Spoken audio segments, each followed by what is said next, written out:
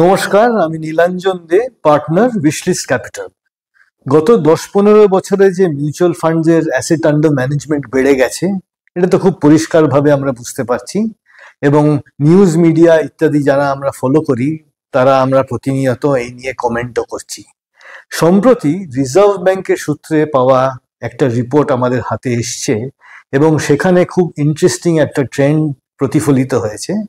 Mutual ফান্ডের assets versus bank deposit, এই রেশিওটা নিয়ে অনেক দীর্ঘ একটা এক্সপ্লেনেটরি নোট রয়েছে। তার সারমর্ম হচ্ছে এই: লাস্ট 10 ইয়ার্সে এই যে ব্যাংক ভার্সেস মিউচুয়াল ফান্ডের অ্যাসেটস, এই পুরো জিনিসের চরিত্রটা ক্রমাগত মিউচুয়াল ফান্ডের দিকে পাল্লাটা ভারী হচ্ছে এবং 2.5 টাইমস বেড়ে গেছে।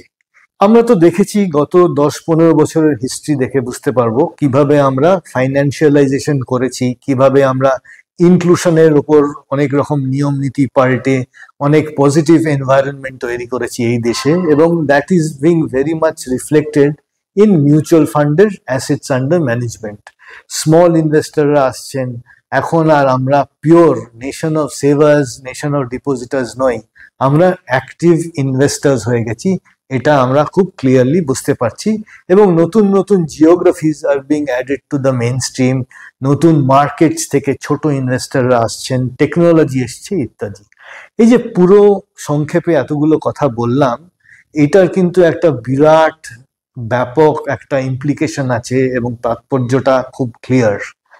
ব্যাংক ডিপোজিট আগামী দিনে আর আমাদের হেল্প করবে না, এটা অনেকেই বুঝতে পেরেছেন। তাহলে ব্যাংকের হাতে কি থাকবে? ব্যাংকে তো ডিপোজিট কালেকশন করতেই হবে, নইলে ব্যাংক অ্যাডভান্স করবে কি করে, অর্থাৎ লোন বুক তৈরি করবে কি করে, কিভাবে লোনস দেবে যদি সমস্ত কিছু মিউচুয়াল ফান্ড তথা মার্কেটের দিকে চলে যায়।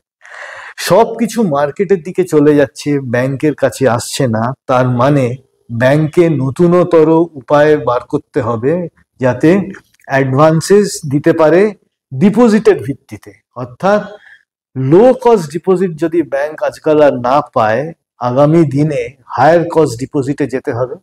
তাহলে কি ব্যাংক ইন্টারেস্ট রেট বাড়িয়ে কিছু লোকের কাছে গিয়ে বলবে যে মশাই আপনি বেটার রেট চেয়ে আমাকে দিন, কারণ আমি ডিপোজিট রেট আপনার জন্য বাড়িয়েছি?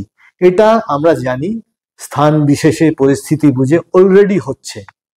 ব্যাপারটা হচ্ছে, যদি ব্যাংকের কাছে ডিপোজিটের ফ্লো না থাকে, সব টাকা যদি মিউচুয়াল ফান্ডে যায়, সেটা এক ধরনের ইতিবাচক ডেভেলপমেন্ট বটেই, কিন্তু তার একটা বৃহত্তর ব্যাকগ্রাউন্ড আছে, একটা অন্যরকম অভিঘাত আছে। এই অভিঘাত আমরা কিভাবে কাটিয়ে উঠতে পারবো জানি না, তবে as investors we must be aware of this. এই জন্যেই এই ভিডিওটা আমার করার ইচ্ছে ছিল। এটা বলতে যে আমরা যখন ব্যাংকের কাছে যাই, আমরা তো আরো কম ডিপোজিট দিচ্ছি। ব্যাংক আমাদের কাছে কিন্তু এসে বলছে না যে আপনার জন্য স্পেসিফিক্যালি হায়ার রেট আমি অফার করছি এই কারণে।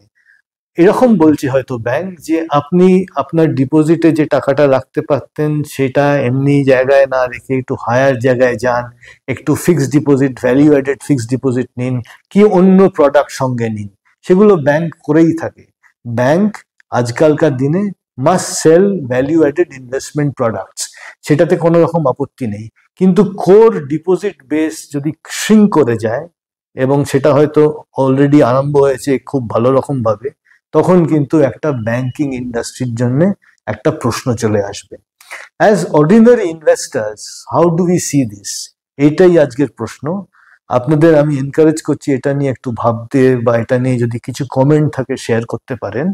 It's a very interesting trend যেটা আসছে। মিউচুয়াল ফান্ডের জন্য আমরা ক্যাপিটাল মার্কেটসে পা রাখতে খুব শিখে গেছি। আর একটা জিনিস খুব ক্লিয়ারলি আমরা শিখেছি, আমরা অনেক রিস্ক টেকার হয়ে গেছি, সেটাও ভেরি ক্লিয়ার। এখন আর একমাত্রিক ডিপোজিটে আমরা কেউই আটকে থাকতে চাই না। That is also a very positive thing for the markets.